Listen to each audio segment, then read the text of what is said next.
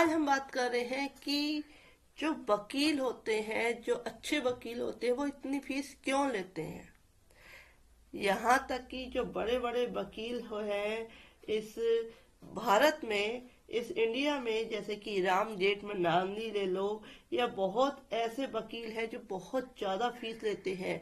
One hearing की ही 25-25 लाख रुपए fees ले लेते हैं। तो इतनी महंगी फीस वो क्यों लेते हैं, किस और कैसे एक क्लाइंट जो है वकील को इतनी ज़्यादा फीस दे देता है।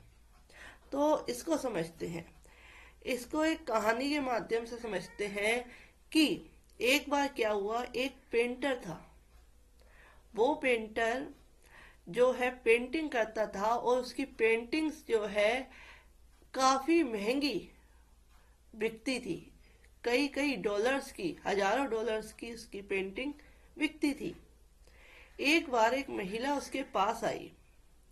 उन्होंने कहा कि सर, क्या आप मेरी एक पेंटिंग बना सकते हैं। उसे नहीं पता था कि एक ये मशहूर पेंटर है। तो उस महिला ने कहा कि आप क्या मेरी एक पेंटिंग बना सकते हैं। तो उस व्यक्ति ने, जो पेंटर था, उसने जवाब दिया कि ऐसा करिए, आप ये कागज ले लीजिए और जैसा मैं कहता हूँ वैसा आप कहते हैं इस पे पेंटिंग कर दीजिए। तो उसने क्या करा, उस महिला को कहा कि आप एक ब्रश ले लीजिए, इसको ब्रश को स्प्रे कर दीजिए, पेंट में डाल के स्प्रे कर दीजिए, और एक पेंटिंग उसने इस तरीके से तैयार कराई। उस पेंटर ने क्या किया, जो पेंटिंग उस महिला ने तैयार की थी उस पे अपने क्या है एक सिग्नेचर जो है, एक साइन या ऑटोग्राफ क्या है दे दिया, और कहा कि जाइए, इस पेंटिंग के आपको $5,000 मिल जाएंगे। महिला बड़ी अचंभित हुई कि ये पेंटिंग तो कुछ भी नहीं है, ये तो मैंने हल्का सा ब्रश मारा और उसके बाद इसने जो ऑटोग्राफ दिया, और ये व्यक्ति कह रहा है कि इसकी जो पेंटिंग है वो $5,000 की बिक जाएगी।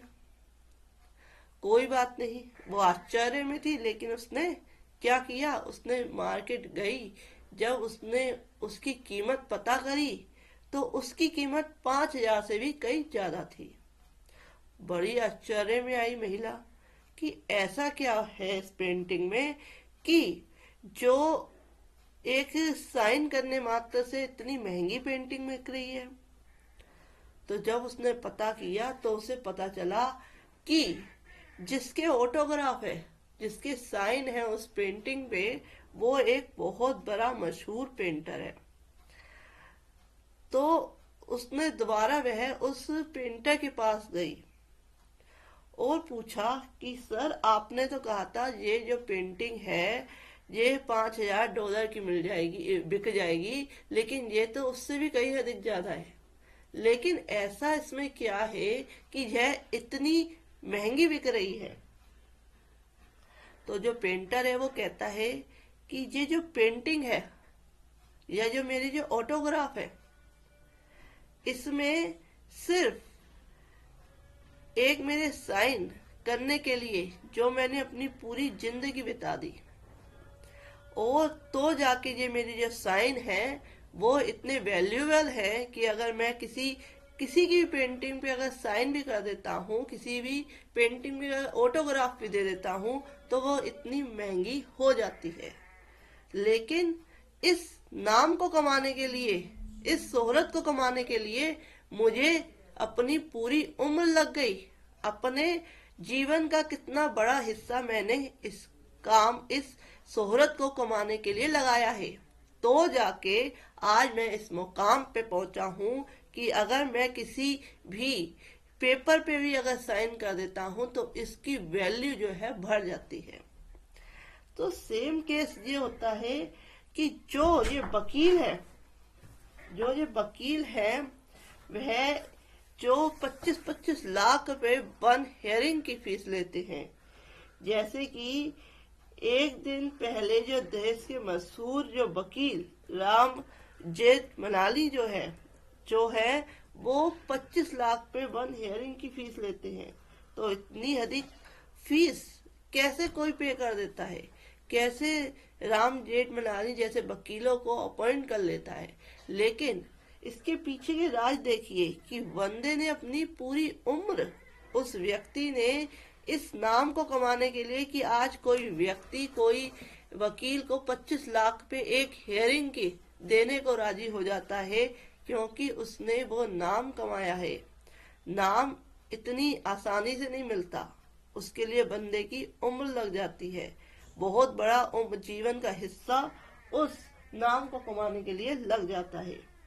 तो ऐसे बहुत सारे वकील हैं जो कि इस तरीके से बहुत ज्यादा फीसें लेते हैं, और जैसे कि राम जेठमलानी की 25 लाख रुपए, 15 लाख रुपए, इस तरीके से बहुत सारे वकील हैं जो कि भारी भरकम जो है जैसे पी चिदम्बरम है, इस तरीके के वकील हैं जो कि काफी अच्छी 15-15, 20-20, 30-30, 40-40 लाख रुपए क्या है फीसें लेते हैं।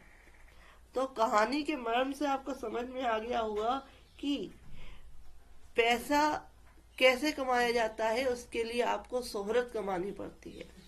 अगर कोई वकील आपसे फीस लेता है तो उसमें उसके गट्स होते हैं कि कोई क्लाइंट इतनी ज्यादा फीस देने को राजी हो रहा है। इसलिए चाहे जो क्वालिफिकेशन है सेम होती है, लेकिन एक वकील जो है 20,000 रुपए में केस लड़ता है तो दूसरा वकील 11 लाख रुपए लेता है, तो तीसरा वकील जो है एक एक हियरिंग के ही 25-25 लाख, 30-30 लाख रुपए ले लेता है। तो ये उसकी काबिलियत पे डिपेंड करता है कि उसने जो शोहरत कमाई, अपने जीवन का हिस्सा जो लगाया, वह उस जमा पूंजी के बूते आज जो उसने अपनी प्रतिष्ठा बनाई है, शोहरत बनाई है, तो ही कोई जो व्यक्ति है उसको फीस देता है। तो फ्रेंड्स, अगर आपको मेरी ये वीडियो पसंद आए और लोगों को भी अवेयर करें कि इतनी ज़्यादा एडवोकेट्स फीस क्यों लेते हैं, क्योंकि जितनी ज़्यादा फीस होती है उतने उस वकील में गट्स भी होते हैं।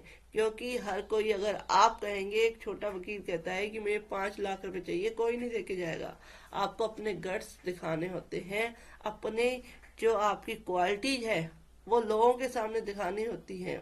एक बार क्वालिटी लोगों को दिख गई, उसके बाद पैसा चल के आता है।